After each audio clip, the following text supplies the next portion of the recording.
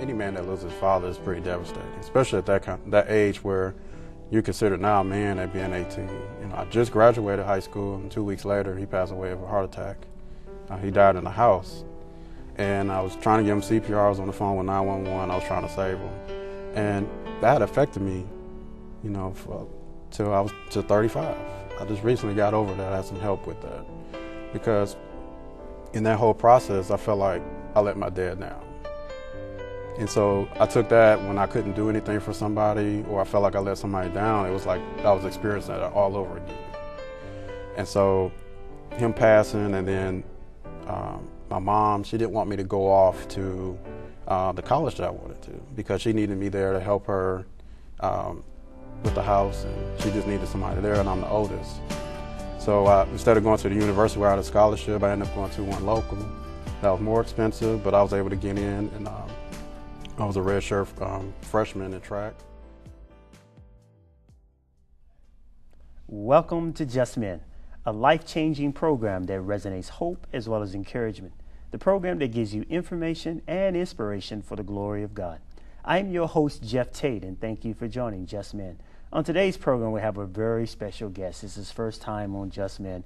Please welcome for the first time, Eric Burch. Eric, welcome to Just Men, my man. Thank you, brother. Thank you. Oh, man, it's a tremendous blessing for you to be on our program. And I know that, as I tell others, man, you add value to our program. And we just want to thank you for being on our I was born and raised in Detroit, Michigan. Living in Detroit, it was a great time, all black city, just about.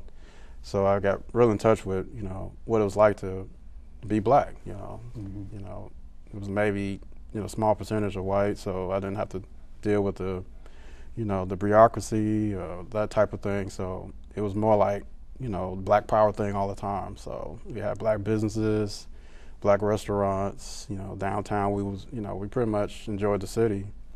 When I graduated from high school, my dad passed. And so when he passed, I didn't really have a father figure to, carry me on to that next step of being a man. And that's when I went into the military. Before we dive into the depth of that, talk about what it meant to you being black in Detroit. I know you put that emphasis on, everything was black. Okay, well, just being in that type of atmosphere, it really makes you strong. Mm-hmm. So you can deal with others outside. Because to me, the culture shock was to see how other blacks interact with white people. I couldn't understand why they took what they took from them, and why someone wearing I would say a subservient type mentality instead of being liberated. And so that was a culture shock for me, because there were whites, when you go to universities and sometimes in high schools, but in the military, it was predominantly white. And so it was times where you did have to deal with that type of racism and that type of attitude. But I always used my experience in Detroit in the military to deal with them. I always stood up look, I know what we can do, what we can accomplish, and what we have and what we had. And so I kept that mentality in the military. And then living in Detroit, you learn how to survive and adapt. So it was that's what I used. Because sometimes when you're too strong of a black man in the military, they want to try to break you out of that. So I learned when to use it, when not to use it. And so that helped me get through that experience. Yeah. Does the military also tries to just break you down as a man, period, regardless of whether, obviously whether you're black, you're white, they want to break you down? Because part of the mold is, right. I know there's an indication that because you're black, they're breaking you down. Right. But even when you come in with the mindset that you go in the military, they want to break that down too, because they're changing your whole mindset. Right. Conditioning. You talked about not having a father. The military begins to serve the discipline that a father would do. So talk a bit about that part of accepting, that type of transitioning from your culture of being in Detroit to the military. I went in not wanting to be that person who was way into it, that they'll do anything and everything, because I still had a conscience. I still have morals and values. And sometimes in the military, you have to go against those things. And I refused to. It was a lot of times where, I see other black men into it, they all hood and they way into it. And when we're at the range, they kill. I'm like, look, in Detroit, I saw enough killing, enough gunplay. You know, I just want to get an education. I want to serve my country. You know, I want to do what's necessary, but I don't want to go overboard. Yeah. And so in that process, you know, I always kept my values. I tried to stay strong because a lot of times when they found out I was from Detroit, they automatically assumed that I knew how to fire a weapon. So they had the stereotype already, like I was thug and gangster. And I never fired a real weapon until I joined the military. You know, I used a BB gun, a water gun, but that was it. Yeah. I never fired a real gun. You know, they always think that because you're from that type of environment that you have that type of experience. Yeah. And so I showed them that it wasn't true. But I ended up being great with the weapon, but that was the first time I ever used it. I think it's beautiful that you don't let your culture or even people's expectations to define you, that obviously your greatness is far exceeding the expectations of man, and so that's very powerful. Right. Talk a little bit about this growing process, particularly without a father, how that impacts you, your father passing away, and how that set your mindset, particularly, and maybe even setting your spiritual journey, right. In terms of that. Okay. Well, losing my father, any man that loses his father is pretty devastating, especially at that age where you're considered now a man at being 18. You know, I just graduated high school, and 2 weeks later, he passed away of a heart attack. He died in the house, and I was trying to give him CPR. I was on the phone with 911. I was trying to save him, and that affected me, you know, till I was 35. I just recently got over that. I had some help with that, because in that whole process, I felt like I let my dad down. And so I took that when I couldn't do anything for somebody, or I felt like I let somebody down, it was like I was experiencing that all over again. And so him passing, and then my mom, she didn't want me to go off to the college that I wanted to, because she needed me there to help her with the house, and she just needed somebody there, and I'm the oldest. So instead of going to the university where I had a scholarship, I ended up going to one local. That was more expensive, but I was able to get in, and I was a redshirt freshman in track. So it was the potential to have a scholarship there, because he saw me, you know, run before, but when I had already chose the other school, you know, the scholarship went to someone else, but I went under as a redshirt to get in.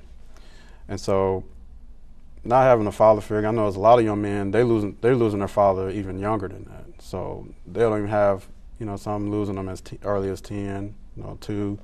So with me, having my father that long, he instilled a value of family. Now, it wasn't a perfect family, you know, a lot of black families is arguing and fighting and things of that nature. It wasn't perfect, but he instilled in us sticking it out, sticking together, being tough. No matter how rough it is, still be there. And that's what he did, because, you know, I hear other men, you know, talk about their fathers, how they just left and they couldn't take it.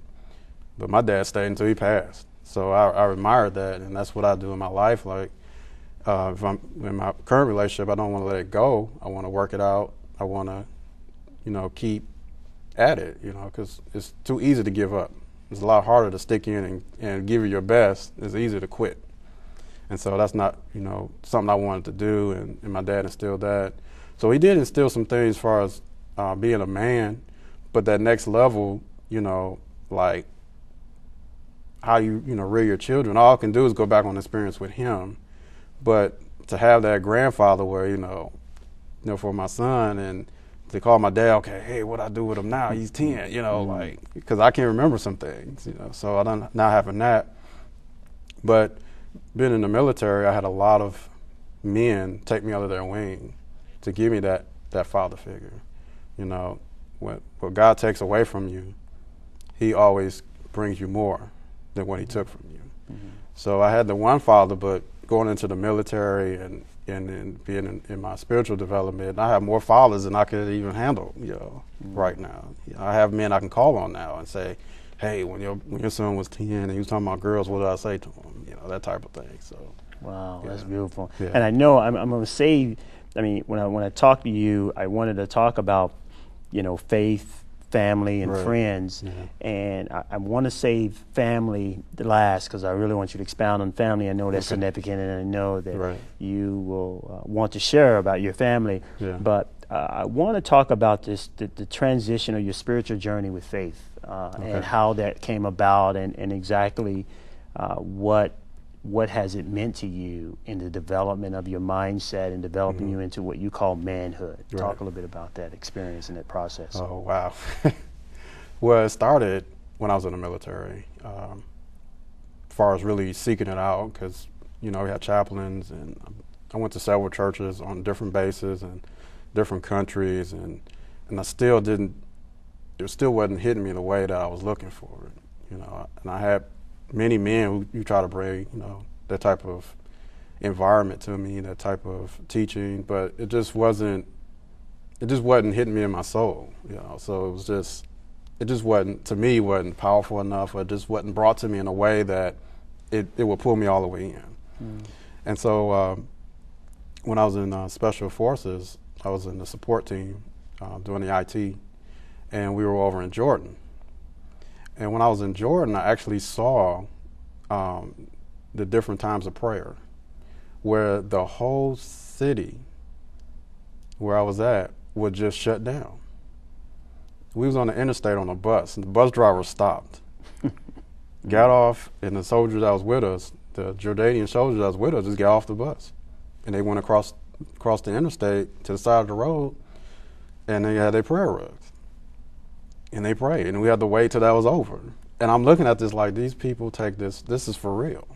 That they're actually doing this. They don't say that they do this 5 times a day. I'm seeing them do that. Everybody. It wasn't just a handful of people, it was everybody.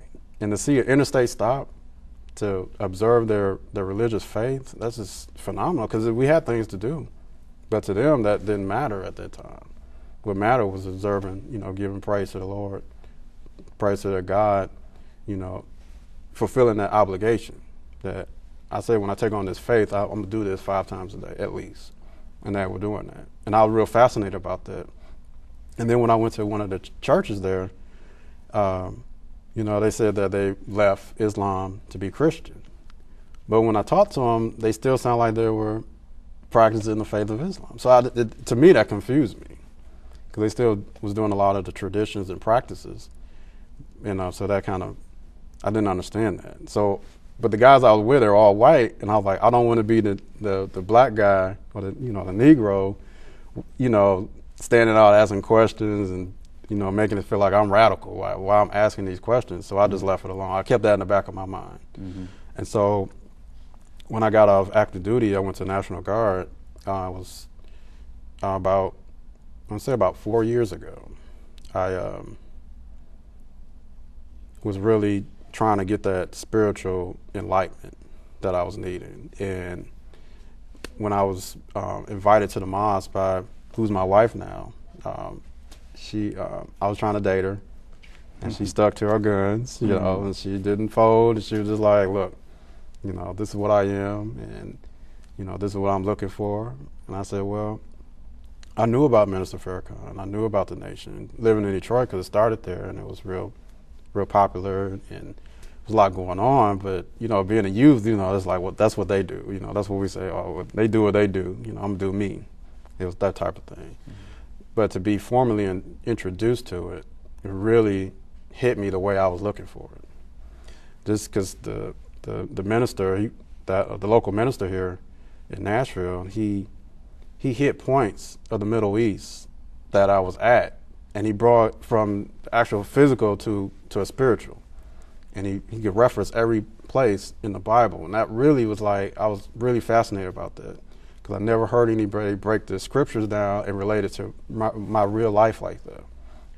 And I thought that was just what I needed. Let's talk about your commitment, particularly, not to build any faith against faith, but how do you show your commitment now? And you talk a bit about your name, 2X, in terms of, I said double X, but 2X in terms of Eric 2X. What does that mean, and how do you exemplify that or show that every day in your faith as a Nation of Islam?